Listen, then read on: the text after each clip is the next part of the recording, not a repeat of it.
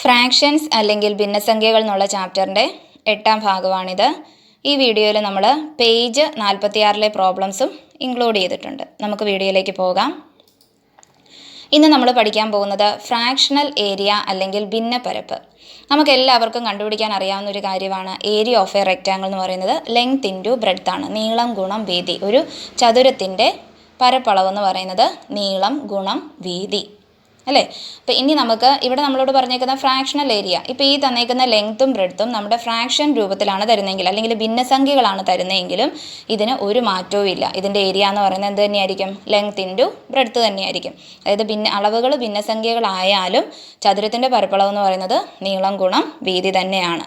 നമുക്ക് തന്നേക്കുന്ന അളവുകൾ, അതിൻ്റെ നീളവും വീതിയും തന്നിട്ടുണ്ടെങ്കിൽ അത് തമ്മിൽ ഗുണിച്ച് കഴിഞ്ഞാൽ നമുക്ക് എന്ത് കിട്ടും? ഏരിയ കിട്ടും, അല്ലെങ്കിൽ പരപ്പളവ് കിട്ടും. അങ്ങനെയാണെങ്കിൽ നമുക്ക് കുറച്ച് പ്രോബ്ലംസ് നോക്കാം. ചോദ്യം നോക്കുക.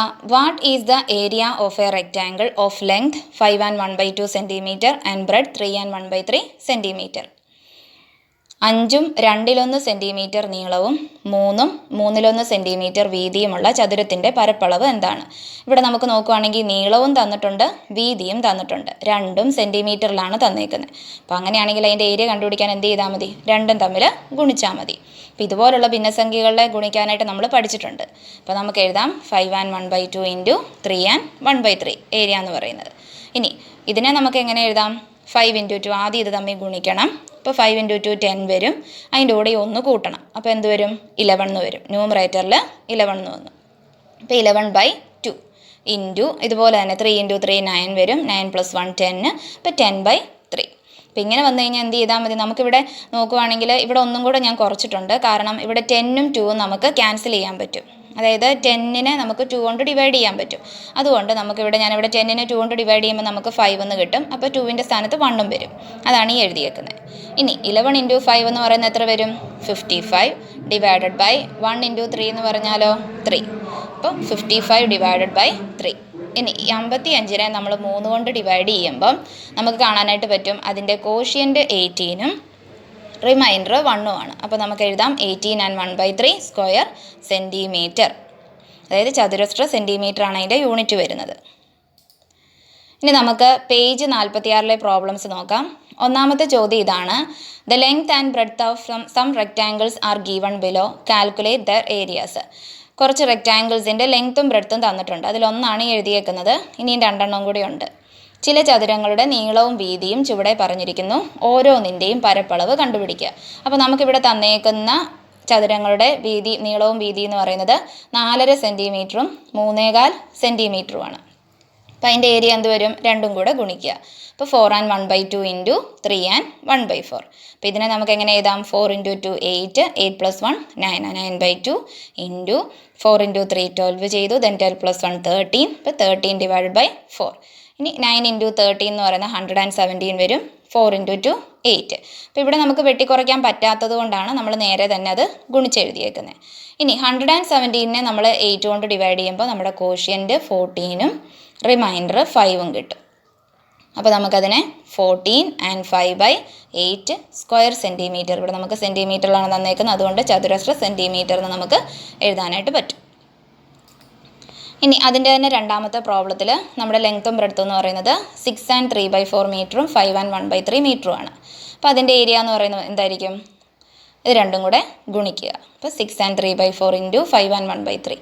അപ്പോൾ ഇവിടെ നോക്കേണ്ട കാര്യം നമുക്ക് തന്നേക്കുന്ന രണ്ടിൻ്റെയും യൂണിറ്റ് സെയിം ആണോ എന്ന് ചെക്ക് ചെയ്തേക്കുക എപ്പോഴും.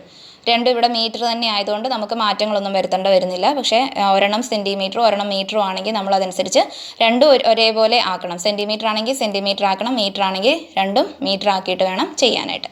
അപ്പോൾ ഇനി ഇത് തമ്മിൽ ഗുണിക്കുമ്പം 6 and 3/4 ഇൻറ്റു 5 and 1/3.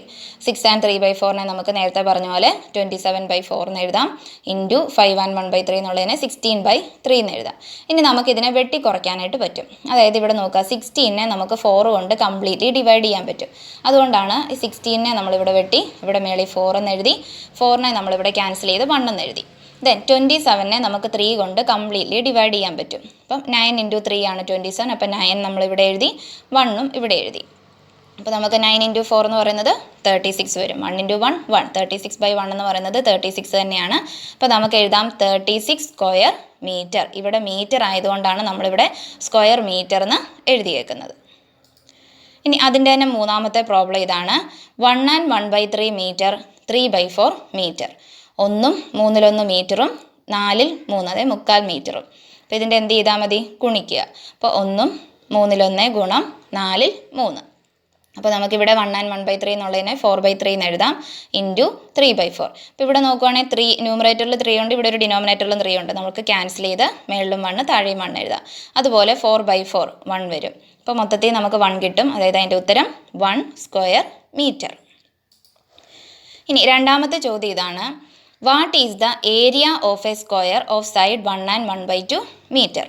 വശങ്ങളുടെ നീളം 1.5 മീറ്റർ ആയ സമചതുരത്തിൻ്റെ പരപ്പളവ് എത്രയാണ്? അപ്പോൾ നമുക്കറിയാം സമചതുരം എന്ന് പറഞ്ഞാൽ, സ്ക്വയർ എന്ന് പറഞ്ഞാൽ അതിൻ്റെ വശങ്ങളെല്ലാം തുല്യമായിരിക്കും അല്ലേ?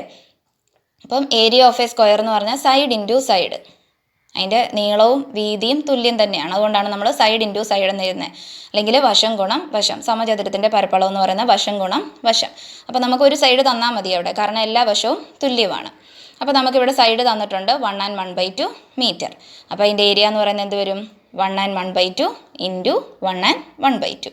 അപ്പോൾ ഇതിനെ നമുക്ക് നേരത്തെ എഴുതിയതുപോലെ 3/2 എന്ന് കിട്ടും ഇൻറ്റു 3/2. അപ്പോൾ ഇവിടെ വെട്ടിക്കുറയ്ക്കാനൊന്നും പറ്റത്തില്ല. അപ്പോൾ 3 × 3 9 എഴുതി, 2 × 2 4. അപ്പോൾ 9/4 എന്ന് കിട്ടി. ഇനി 9നെ നമ്മൾ 4 കൊണ്ട് ഡിവൈഡ് ചെയ്യുമ്പോൾ കോഷ്യൻ്റ് നമുക്ക് 2 കിട്ടും, റിമൈൻഡർ 1 കിട്ടും. അപ്പോൾ നമുക്ക് എഴുതാം 2 and 1/4 സ്ക്വയർ മീറ്റർ. ഇവിടെ മീറ്റർ ആണ്, അതുകൊണ്ട് നമ്മൾ ചതുരശ്ര മീറ്റർ എന്ന് എഴുതും. ഇനി മൂന്നാമത്തെ ചോദ്യം. The perimeter of a square is 14 metre. What is its area? ഒരു സമചതുരത്തിൻ്റെ ചുറ്റളവ് 14 മീറ്റർ ആണ്. അതിൻ്റെ പരപ്പളവ് എത്രയാണ്? അപ്പോൾ നമുക്കിവിടെ പെരിമീറ്ററാണ് തന്നേക്കുന്നത്, അതായത് ചുറ്റളവ്. അപ്പം സ്ക്വയറിൻ്റെയാണ് തന്നേക്കുന്നത്. സ്ക്വയർ എന്ന് പറഞ്ഞാൽ നമുക്കറിയാം അതിൻ്റെ ചുറ്റുമുള്ള അളവ് എന്ന് പറയുന്നത് ഓരോ വശവും തുല്യമാണ്. അപ്പോൾ പെരിമീറ്റർ ഓഫ് എ സ്ക്വയർ, അതിൻ്റെ ചുറ്റളവ് ഇപ്പോൾ നമ്മൾ എ എന്ന് കൊടുക്കുവാണെങ്കിൽ പെരിമീറ്റർ എന്ന് പറയുന്നത് A + A + A + A. ഇപ്പോൾ എത്ര എ ഉണ്ട്? 4 A ഉണ്ട് അല്ലേ? അപ്പോൾ 4 × A ആണ് അതിൻ്റെ പെരിമീറ്റർ, അതായത് 4 ഗുണം ഒരു വശത്തിൻ്റെ നീളം. അപ്പോൾ പെരിമീറ്റർ ഓഫ് എ സ്ക്വയർ എന്ന് പറയുന്നത് 4 × സൈഡ് 4A. ചുറ്റളവ് എന്ന് പറയുന്നത് 4 ഗുണം വശം, ഒരു വശം, അതാണ് നമ്മളിവിടെ പറയുന്നത്. അപ്പോൾ 4 ഗുണം ഒരു വശം എന്ന് പറയുന്നത് എത്രയാണ് ഇവിടെ തന്നേക്കുന്നത്? 14 മീറ്റർ ആണ് തന്നിട്ടുണ്ട്. അപ്പോൾ 4 × A = 14. അപ്പോൾ A എത്രയായിരിക്കും? 14നെ 4 കൊണ്ട് ഡിവൈഡ് ചെയ്യുക. അപ്പോൾ 14നെ 4 കൊണ്ട് ഡിവൈഡ് ചെയ്യുമ്പോൾ നമുക്ക് കിട്ടും 7/2. അതായത് ഇവിടെ നമ്മൾ വെട്ടിക്കുറയ്ക്കാണ് ചെയ്തത്, മേളിലും താഴെയും നമ്മൾ 2 കൊണ്ട് ഡിവൈഡ് ചെയ്തു. 14നെ 2 കൊണ്ട് ഡിവൈഡ് ചെയ്യുമ്പോൾ നമുക്ക് 7 എന്ന് കിട്ടും. 4നെ 2 കൊണ്ട് ഡിവൈഡ് ചെയ്യുമ്പോൾ നമുക്ക് 2 എന്നും കിട്ടും. അതാണ് 7/2 എന്ന് എഴുതിയേക്കുന്നത്. അതായത് 14ൻ്റെ പകുതിയും 4ൻ്റെ പകുതിയും എടുത്തു. അപ്പോൾ നമുക്ക് A കിട്ടി, അതായത് ഒരു വശം കിട്ടി. അപ്പോൾ വശം കിട്ടിക്കഴിഞ്ഞാൽ അതിൻ്റെ ഏരിയ കണ്ടുപിടിക്കാമല്ലോ. വശം ഗുണം വശമാണ് ഏരിയ എന്ന് പറയുന്നത്. അപ്പോൾ area is equal to 7/2 into 7/2. ഒരു വശം 7/2 ആണ്, അതുകൊണ്ട് നമ്മൾ 7/2 ഇൻറ്റു 7/2 എഴുതി. അതായത് 7 × 7 49 എന്ന് വരും. 2 × 2 4. അപ്പോൾ 49/4 ഈക്വൽ ടു, ഇനി 49 നമ്മൾ 4 കൊണ്ട് ഡിവൈഡ് ചെയ്യുമ്പോൾ നമ്മുടെ കോഷ്യൻ്റ് 12 എന്ന് കിട്ടും, റിമൈൻഡർ 1 എന്നും കിട്ടും. അപ്പോൾ നമുക്കതിനെ 12 and 1/4 സ്ക്വയർ മീറ്റർ എന്ന് എഴുതാൻ പറ്റും. അപ്പോൾ ഇത്രയും എല്ലാവർക്കും മനസ്സിലായെന്ന് വിചാരിക്കുന്നു. ഇന്ന് നമ്മൾ പഠിച്ച ഒരു ചെറിയ പോർഷനാണ്, നമ്മൾ നേരത്തെ പഠിച്ചിട്ടുള്ളതാണ്. അതായത് ഏരിയ കണ്ടുപിടിക്കാനായിട്ട് ലെങ്ത് ഇൻറ്റു ബ്രെഡ്ത്ത് ആണ്. സ്ക്വയർ ആണെങ്കിൽ സൈഡ് ഇൻറ്റു സൈഡാണ്. അപ്പം ഭിന്നസംഖ്യകളുടെ ഗുണനവും നമ്മൾ പഠിച്ചിട്ടുണ്ട്. അപ്പോൾ അത് ഉപയോഗിച്ച് ചെയ്യുകയാണ് ഇന്ന് ചെയ്തത്. അപ്പോൾ ഇതെല്ലാവർക്കും മനസ്സിലായെന്ന് വിചാരിക്കുന്നു. ബാക്കിയുള്ള പോർഷൻസ് നമുക്ക് അടുത്ത ക്ലാസ്സിൽ കാണാം. Thank you for watching. Please subscribe, like and share my channel JS Max Corner.